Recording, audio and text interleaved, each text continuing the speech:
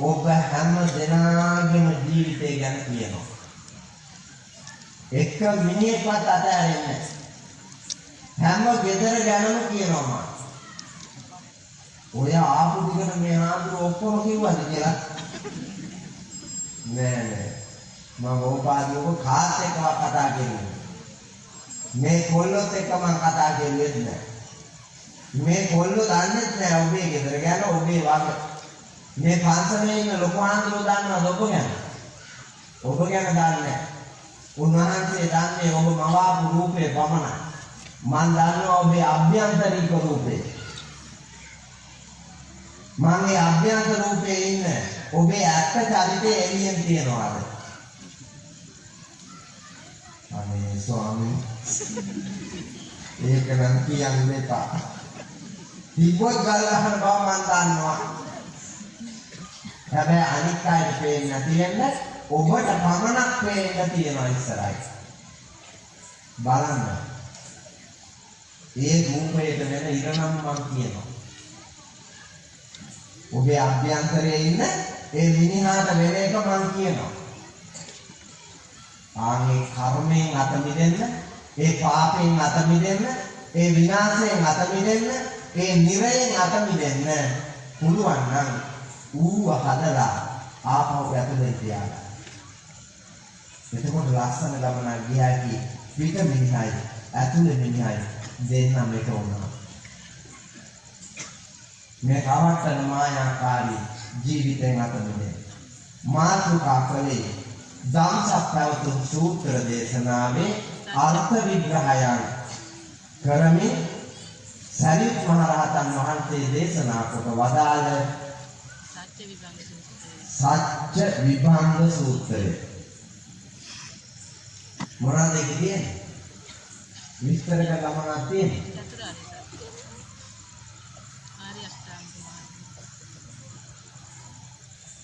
සත්‍ය විභංග සූත්‍රයේ සත්‍ය විස්තර කරන ලද සූත්‍රය. සත්‍ය මොනවද? දුක්ඛ සත්‍ය, සමුදය සත්‍ය, නිරෝධ සත්‍ය, මාර්ග සත්‍ය. මේ සත්‍ය හතර තුල තමයි බෞද්ධ දර්ශනය තියෙන්නේ. දුක, දුකට හේතුව, දුකෙන් මිදීම, දුකෙන් මිදීම සඳහා අනුගමනය කරන මාර්ගය. මේ තමයි සදා බෞද්ධයාගේ දර්ශනය විය යුතු ගමන් මඟ. ඒක තමයි බෞද්ධ දර්ශනය කියලා කියන්නේ. ඒක වටේ තමා පුතා මේ ත්‍රිපිටකයම දුවන්නේ. ඒ වටේ තමයි ත්‍රිපිටකයම දුවන්නේ. ඒ නිසා අවබෝධ කරගෙන පින්වන්ත ගමනක් යන්නට ශක්තිය, ධෛර්යය වඩන්න මේ දහම් කරුණ අවබෝධ කරගන්න. ජීවිතේ පුතේ ඕන තැනකින් හදලා ලස්සන කරගන්න පුළුවන්. මම ඒකයි මුලදී කිව්වේ අවුරුදු 120 බ්‍රාහ්මණයා බණහලා පරිදි රහත් ඵලය ලැබුවානේ. අවුරුදු 120යි. ඔබ ඉන්න තැන යන කලකින් ඔය ඉන්න තැනින් පටන් ගන්න. දැන් හදාගන්න ඉන්න තැනින් පටන් ගන්න. අලුත් දේවල්, හොඳ දේවල්, පුණ්‍යවන්ත දේවල් කරන්න ඔය ඉන්න තැනින් පටන් ගන්න. ඒකට හොඳ කතාවක් තමයි මේ සූත්‍රයෙන් මම උපුටාගෙන තියෙන්නේ. ඔය පොඩි ළමයි කොහෙද ඇවිදින්නේ? ඔය අම්මලා තමන්ගේ ළමයිව තියාගන්න. එහෙම නැත්නම් ඇවිදගෙන එනකොට කන පුරෝල එකක් දීලා එකම ඔබා ගන්නවා. නෑ අම්මට නෙමෙයි නම් ඒක අයිති. අප්පට නෙමෙයි නම් ඒක අයිති. ලෝකෙට කරදරයි නම් ඒක ලෝකෙන් දෙන්නම් කන්නේ මුටි. දැන් අර සංජීව මහාධිකරණය ඇතුලේ ගැරුනේ අම්මගෙන් අප්පගෙන් නෑ ලෝකේ මලාපු එක හිරේ ගියේ අම්මගෙන් හින්දිලාද? නෑ. ලෝකේ. එඳයි දරුවන් ලෝකෙන් විඳින්න ඉඳ තියන්න එපා. හැදුවා තාත්තාට වැදුවා අම්මාට නින්දා. ඕනම එකෙන් බලු වැඩක් කරුවොත් මේක වදාපිය කී මොකක්ද දන්නේ කියලා කියන්නේ. මේක හදාපු මොකක්ද දන්නේ. උන් අම්මට අප්පට නැති අවජාතක જાතියක් කියලා කියන්නේ. අනේ සැත්ත ගමන දකින්න තියන්න එපා. ගෞරවය ඇතිව යන්න තමන්ගේ ගමේ රටේ පළාතේ අමරණීය නමක් තියන්න පුළුවන් මිනිහෙක් හදන්න. මගේ නම මගේ ගම ලෝකේ බොහෝ රටවල් වල ලියලා තියෙනවා. දැන් මේ දවස්වල ජර්මනිය ලියනවා මගේ නම. මං 7 වෙනි මාසේ ජර්මනිය යනවා. මේ දවස්වල එහෙම ලියනවා. ලියලා දිනුත් ඒවා ආරාධනා කරනවා. මේ ලංකාවේ හැම තැනම තියෙන කාගම කියලා මගේ උපන් ගම ලියලා. ඒ උපන් ගමේ නමට ඉස්සරහින් මගේ නම තියෙනවා. මම ගමේ නම ලෝකේ වටේ ගෙනිච්චා. මම මගේ වැදු අම්මයි තාත්තයි දෙන්නව ලෝකේ වටේ ගෙනිච්චා. මගේ ගුරුවරුන්ගේ ශ්‍රී නාමයන් ලෝකේ වටේ අරන් ගියා. ඒ හින්දා පින්වතුනි ඕනෑම මිනිහෙකුට පුළුවන්. තුන්චාද පුළුවන් දුක. මේ ලෝකේ දිනන්නම පුළුවන් එකක් මේ අරහත් ධර්මයේ. මේ ජීවනයේ මේ සිවුර ඒකේ දැලි ගන්න නැතුව මේ ලෝකයේ ඉදිරියේ තිබ්බොත් ලෝකයා වන්දනා කරනවා. ඒකේ වටිනාකම, ඒකේ දර්ශනීය බව, ඒකේ පූජනීයත්වය ලෝකයා ලබනවා.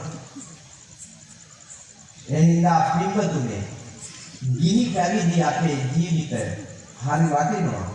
ඒ වටිනා ජීවිතය නිකන් හිස් බොල් ලෝකයට එපා වෙච්ච එකක් කරන්නේ නැතුව මේ සතර වීර්යය මොක කරන්න පළවෙනි එක තමයි වීර්ය ධර්මය නොකල පව් නොකර ඉන්න වීර්යය කිරීම. අපි ඉපදෙනකොට හැමෝම පව් කරලා නැහැ. දැන් මෙතන පව් නොකලම කෙනා තමයි මේ චූටි ඔය ඉන්න කටි සුදුමාත්. ඔව්. සීලවන්තම අය හෙව්වත් ඔය වයසේ ඔයට බාල අය ඇති සීලවන්ත. අනිත් මේ ඉන්න එක්කටවත් සීල් තියනවද? ඈ? පන්සිල් කියන කවුරු හරි ඉන්නවද මේ දොරමඩලාවේ විහාරස්ථානයට ඇවිල්ලා? පන්සිල් අතින කවුරු හරි ගෑණි කරින්නේ කරින්නවද මෙතන? දැන් ස්වාමීන් වහන්සේ මෙම කාටගෙන හිතනවද? අය පන්සිල් නේ ස්වාමීන් වහන්සේ අපි අතදී. පහත් නැති අය කොහොමද අටට ගියේ? පහත් නැ කොහොමද ගියේ අටට? බොරුවක් නේ. රකින්න බැරි අමාරු වමනාවෙන් ප්‍රඥාවෙන් රකින්න ඕන සිල්පදයක් තියෙනවා. ඒ සිල්පද පහේ මොකක්ද? අනිත් හතරම කැඩෙන්නේ මේක කැඩෙන නිසා. මේක දැක්කම අනිත් හතර කිසි ගැටලුවක් නැතුව රැකගත්ත හැටි. ඒ තමයි කාමේසු මිච්ඡාචාරා වේරමණී සික්ඛාපදං සමාදියා. කාමය වරදවා හැසිරීමෙන් වැළකීලා ජීවත් වෙමි. මේ සිල්පදේ රැක්කොත් අනිත් හතරම ඔකට කොල්ලෝ කියන ඔටෝම රැකෙනවා. උත්සාහයක් නැතිව අනිත් ටික රකින්න ලේසියි. කාමයේ වලදවා හැසිරීම කියලා කියන්නේ මොකේද? මොකක්ද ඒකේ අර්ථය? ඉන්ද්‍රියන් පිනවීම. අසකන්නාසේ දිවසල්ලේ පිනවීම. ඇහැ, කන, නාසය, දිව, ශරීරය, මනෝභාවය කියන සත් ඉන්ද්‍රියන් පිනවීම කාමය. වැරදි විදිහට පිනවීම කාමය වරදවා හැසිරීම. ඔබ ළඟ තියෙන හරි විදියටද? ඈ? ඔබ ළඟ තියෙන හරි එකද? හරි එක තිබ්බනම් ලංකාවට මේම වෙයිද? ලංකාවට මේම වෙන්නේ නැහැ. හොඳට බලන්නකෝ මේ මුළු ලංකාවෙම ඇවිදලා බලන්නකෝ. ළමා නිවාසවල ඉන්න ඔක්කොම ළමයි සිංහලයෝ. මහලු නිවාසවල ඉන්න ඔක්කොම අම්මලා තාත්තලා සිංහලයෝ.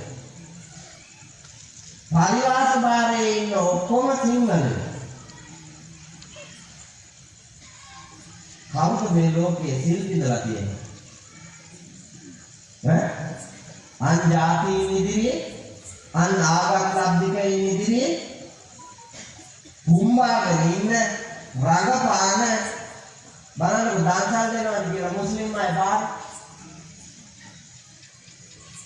ඈ වෙසක් සැරසිලි වාගේ තියනවාද?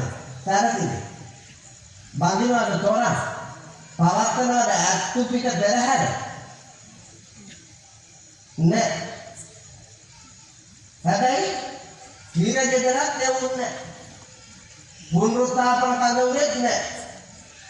පරිවාසෙත් නෑ. ළමා නිවාසෙත් නෑ. මහල් නිවාසෙත් නෑ. පාරේ වෙරියලත් නෑ.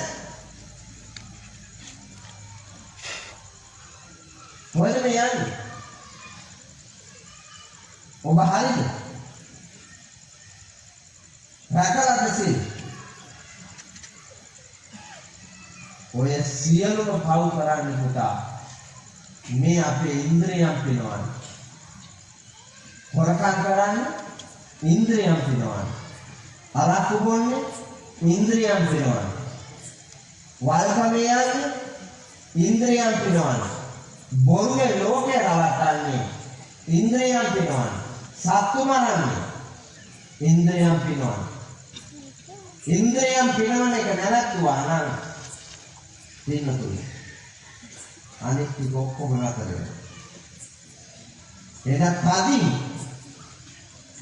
ආදීනව දෙස බල ඔබ පන්සල් සමාදන් වෙනවා කියලා ඔය දැන් සමාදන් වුණේ කට උරුවට මේ වචන කියනකොට කියනවා. ඇත්තටම රකින්නවද? ඈ දැන් ඔය කියපු ඔය සිගරට් බොනේ උඹනවා. අරක්කු බොනේ උඹනවා. වල්කමේ යන්නේ උඹනවා.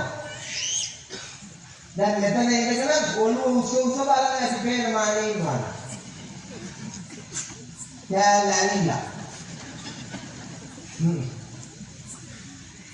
ගෙඩිය පිටින් තියෙන්නේ නම කැලල කියලා කියන්නේ. ඇයි අලුත කැලලයි මූට කැලලයි.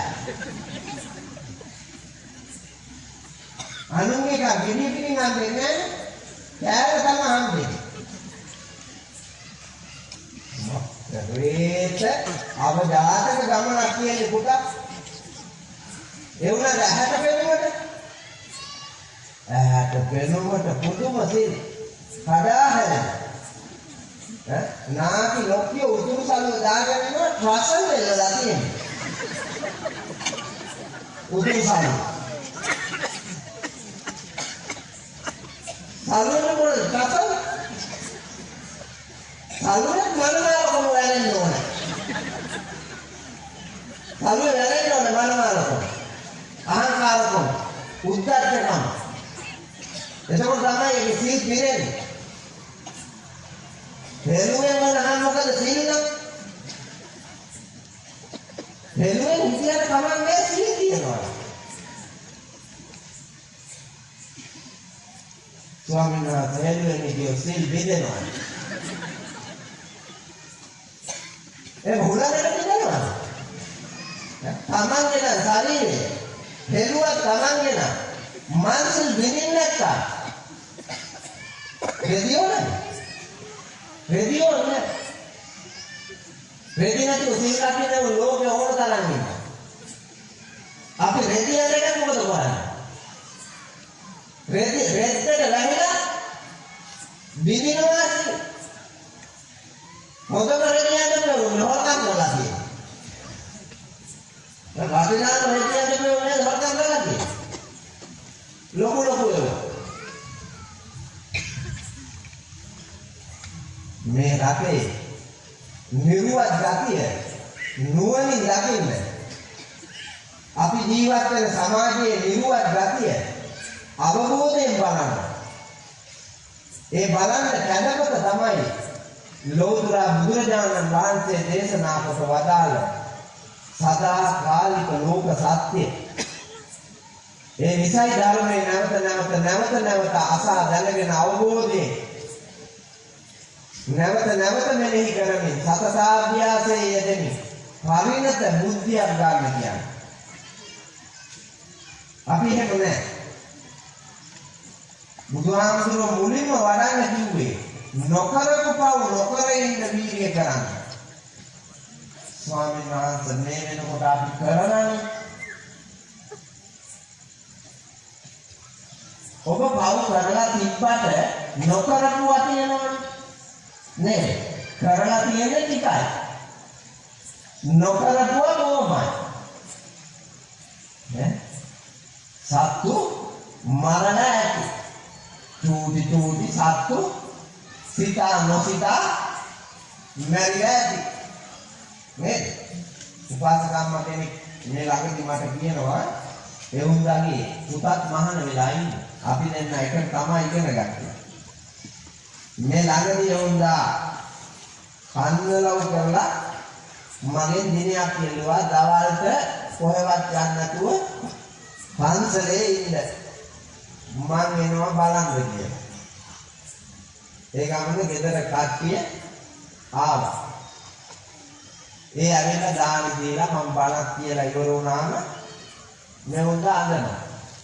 මම ඇයි අම්මා අපේ හාමුදුරනේ බණ අහගෙන ඉන්නකොට මට දුක හිතුණා කිව්වා.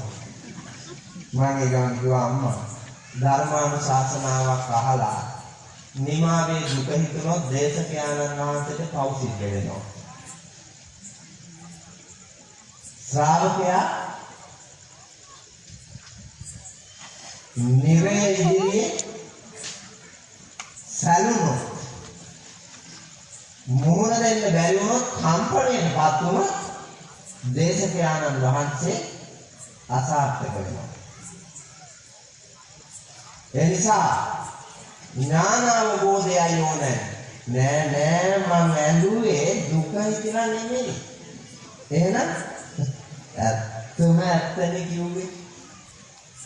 ඇත්තමයි කිව්වේ. ඥාන අතින් සත්තු මරනවා වැඩි ස්වාමීන් වහන්සේ කිව්වා. මම මොනවා? ඔව් ඥාන තමයි සත්තු ගොඩක් මරන්නේ. පිරිණි නෙමෙයි. මම ඒක කොහොමද දන්නවා? මේකනේ අපි හඳුන්වන්නේ. පිරිණියෙක්, ඌරෙක්, ගෝනෙක්, මුවෙක්, ඉත්තෑරෙක් ඔය වගේ එකෙක් කලා ගන්නවා කියලා හිතමුකෝ. හැබැයි මාසෙකට දෙකකට තුනකට අවුරුද්දකට විතර සැරයක්. ගෑනු අපි එහෙමද දහස් ගණන් මරන්නේ එකපාරට. මම ඒක කොහොමද දන්නවද? නෑ පම් පැදුරේ මකුණෝ පිරිලා වාටියෝ. පැදුර ඇකුළුවා කුණු වතුර මුට්ටියක් හැදුවා එදුවා.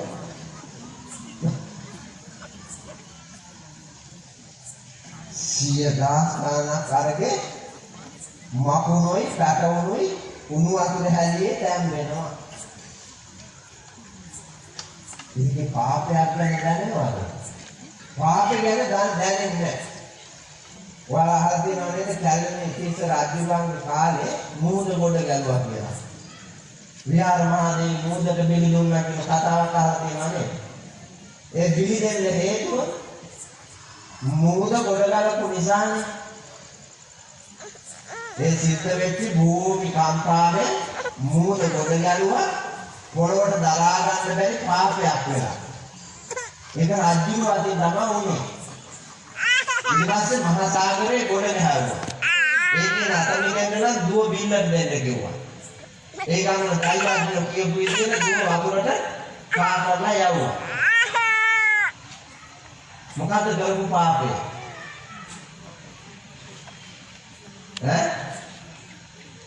මොකද්ද පාසකම්මලා මූද ගොඩ ගලන්න රජුව කරපු පාපය?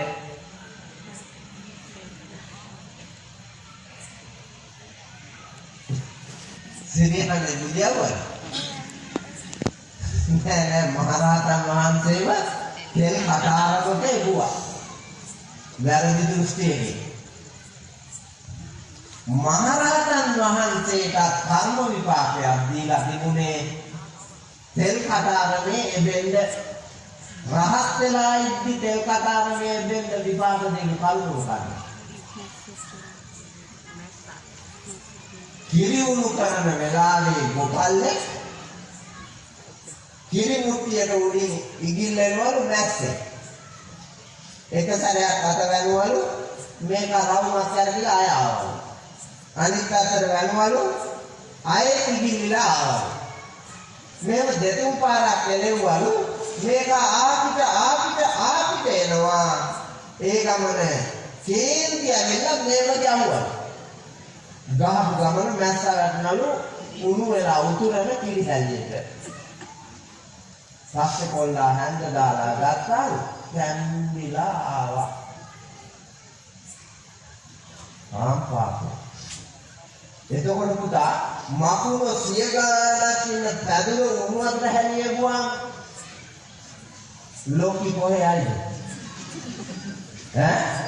අනන්ත ලෝධියේ මේ සංසාර ගමනේ කී ගමනක් කිනිදෙන්න වෙයිද? උකුණෝ මකුණෝ මදුරුවෝ මැස්සෝ මීයෝ කැරපොත්තෝ කූඹියෝ එවුන්ට කියනවා අපේ ආඳුන්නේ සීනි බෝතලයට කූඹියෝ පොලිමට එනවා. ලිපේ තියෙන ගිනි පෙල්ල ගත්තා මුළු ගෑවා. පොලිම එකපාරයි ඉවරයි. කූඹිය දැනෙන්නේ පුතායි. මෛත්‍රිය නැති නිසා මේ ගුණය නැති නිසා දැනෙන්නේ නැහැ. හැබැයි ඒ වැඩේ කරන මිනිමරන්නේ වැඩි දුරම කවුද? ඒ කාන්තාවනේ. පිරිණි ගාප්සා බෙහෙත් බොන්නේ ඇත්තටම නේ. පිරිණි ගාප්සා ඉන්ජෙක්ෂන් ගහන්නෙත් නෑ. ගාප්සා පෙති බොන්නෙත් නෑ. ගාප්සා ඉන්ජෙක්ෂන් ගහන්නෙත් නෑ. කිරණවලින් මරන්නෙත් නෑ. ලෝකේ දහස් ගාණක් මරනවලු. ලංකාවේ අවම 2000ක් මරනවලු එක දවසක්. මේ ඔක්කොම පුතේ ගෑනු අතින්න සිද්ධ වෙන්නේ. මව්කම අතින්න සිද්ධ වෙන්නේ. එතකොට කව කන්දක් අර සිල්රෙදි අස්සේ තියෙන බව මට පේනවා. පුද පූජා අස්සේ බලන්නකෝ. රත්නමාලී චෛත්‍ය රාජානම් වහන්සේගේ දෝණයක් ධාතුන් වහන්සේලාට පලන් දාන්න කප්පුකක් හරේ තියාගෙන යනකොට ඒකේ ගෑනු කී දෙනෙක් ඇවිල්ලා ඉන්නවද? පිරිමි කී දෙනෙක් ඇවිල්ලා ඉන්නවද? පිරිමි අහරේ මේ එකෙක් දෙන්නෙක් වාගේ. අනිත් ඔක්කොම පුතා පණුවාට දිවියෝ වහලා තුනා වාගේ. යනවුනේ තියාගෙන බුදුහාමුදුරුවන්ට පැලැන්දුවත් නිරයට යන ගමන නවත්තන්න නම් පාපය නවත්තන්න ඕන.